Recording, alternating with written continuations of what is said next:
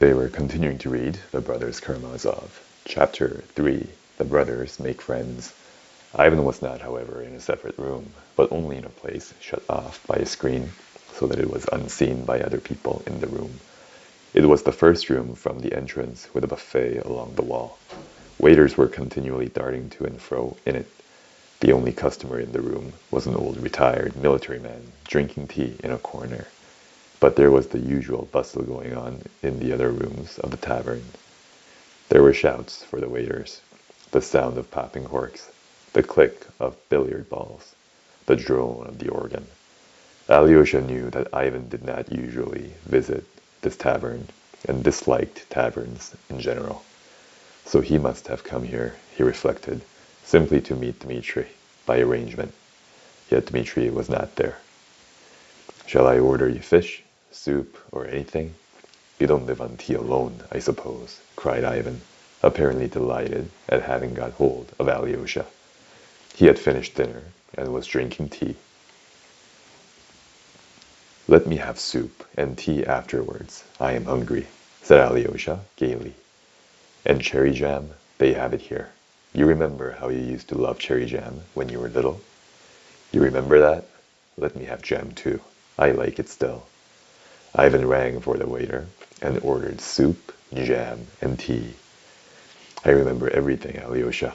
I remember you till you were 11. I was nearly 15.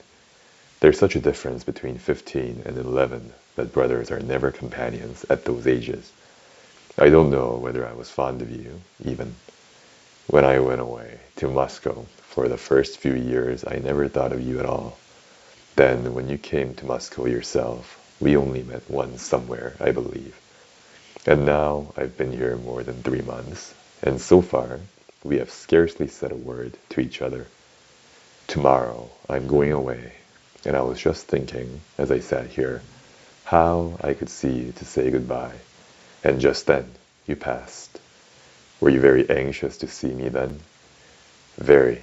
I want to get to know you once for all, and I want you to know me, and then to say goodbye.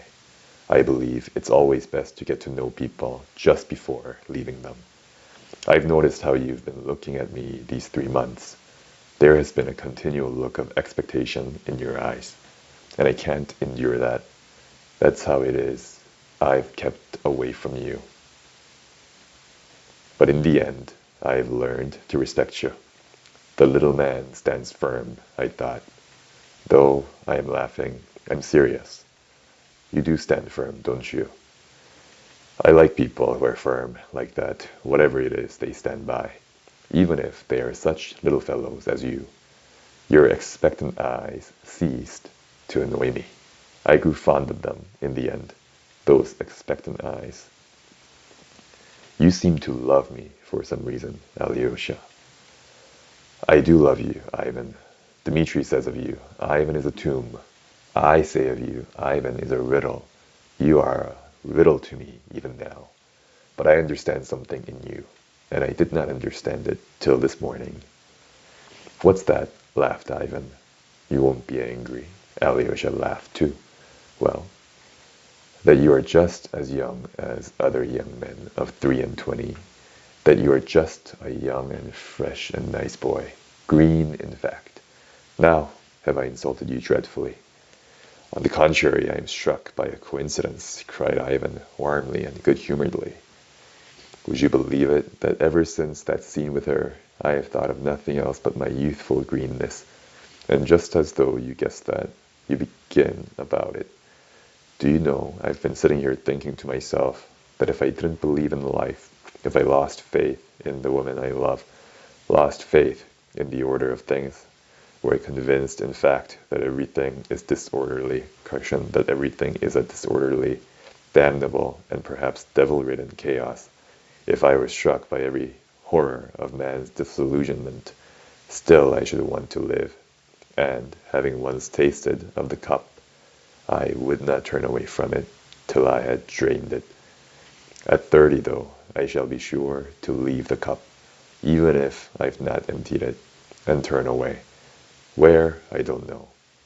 But still, but till I am 30, I know that my youth will triumph over everything, every disillusionment, every disgust with life. I've asked myself many times whether there is in the world any despair that would overcome this frantic and perhaps unseemly thirst for life in me. And I've come to the conclusion that there isn't. That is, till I am 30. And then I shall lose it of myself, I fancy. Some driveling, consumptive moralists, and poets especially, often call that thirst for life base.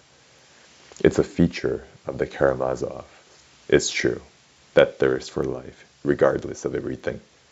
You have it, no doubt, too. But why is it base? The centripetal force on our planet is still fearfully strong, Alyosha. I have a longing for life, and I go on living in spite of logic.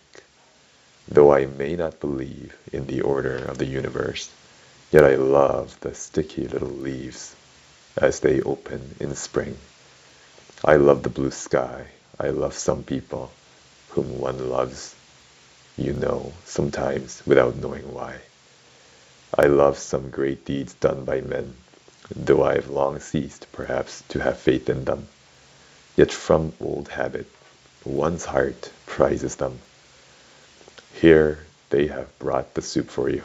Eat it. It'll do you good. It's first-rate soup. They know how to make it here.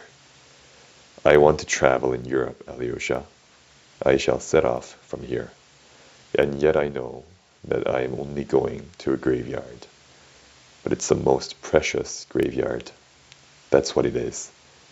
Precious are the dead that lie there.